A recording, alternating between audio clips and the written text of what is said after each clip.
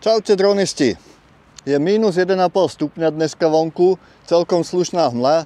Niektorí ešte dojedajú vianočné koláče alebo pozerajú ešte vianočné rozprávky a ja som sa rozhodol, že pre vás idem do tohoto nepríjemného počasia, aby som vyskúšal lietanie s dronom v takomto počasí, lebo to práve v takomto počasí hrozí namrzanie vrtúl, ale určite viacerých z vás zase láka vyletieť na tú hmlu a natočiť si nejaké tie inverzie, krásne obrázky. Tak ideme sa pozrieť na to, čo to vlastne to mrznúce počasie alebo mrznúci mráz s tou hmlou robí na tie hmly.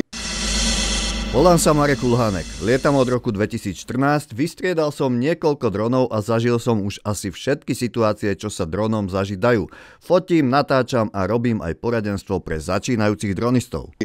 Mám tu Mavic 3 Classic, takže ho vypustím tak, aby som ho mal na dohľad.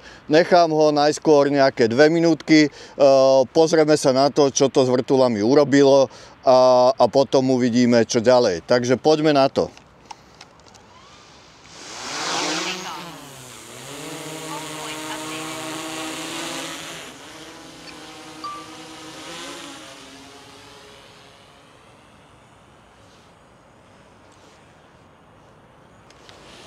No, máme 2 minúty za sebou, takže ideme pozrieť na to, ako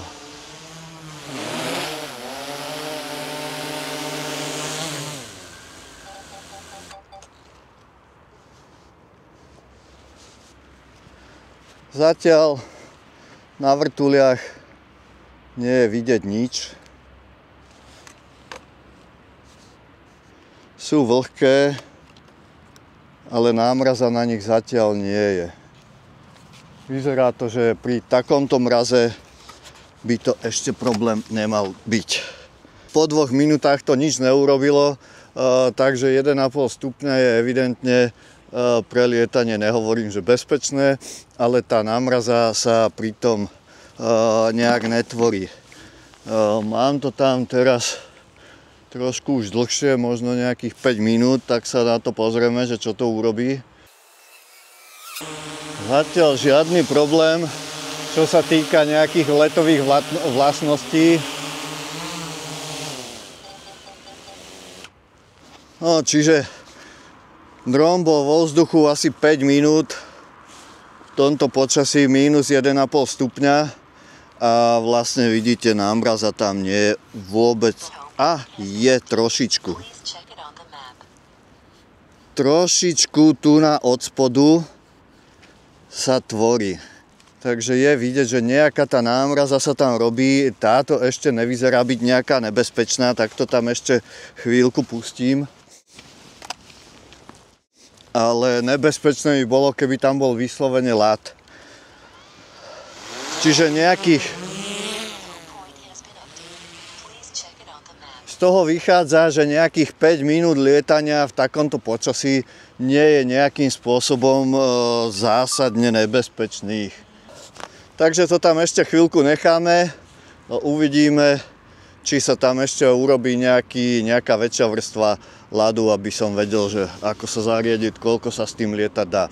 No tak dron mi tam lietal ďalších asi 5 minút, predpokladám.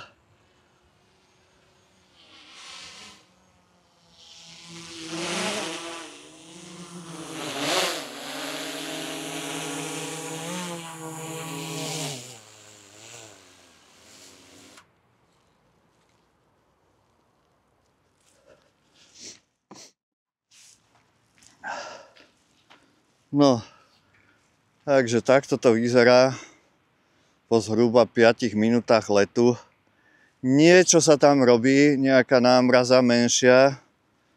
Toto asi katastrofa nie je, to by nemalo byť problematické pre lietanie, ale keby bol väčší mráz, keby bola väčšia vlhkosť, tak je možné, teda nie, že možné, je to isté, mám s tým skúsenosť, že ozaj tá námraza sa tvorí a dokáže sa tam vytvoriť aj silná vrstva ľadu, ale aj tu je vidieť, že už tam je celkom slušné na tej nábehovej hrane, že ten ľad tam je.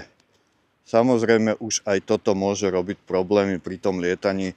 Takže pokiaľ nemusíte, nelietajte, a pokiaľ musíte, obmedzte to na fakt nevyhnutný čas, zo pár minút, a treba si skontrolovať, v akom stave sú tie vrtule.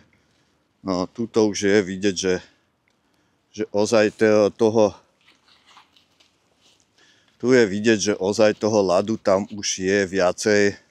Takže takto je to s tým lietaním v takomto počasí nepriaznivom. Dá sa, ale treba s veľkou opatrnosťou, treba to každú chvíľku kontrolovať toho drona.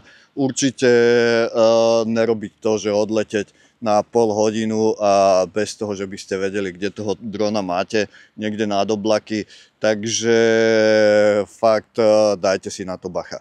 No a ak ste zvedaví na ďalšie takéto moje testovačky, tak samozrejme nezabudnite si dať odber tohto kanála a vidíme sa zasa pri ďalšom videu. A hlavne lietajte bez stresov.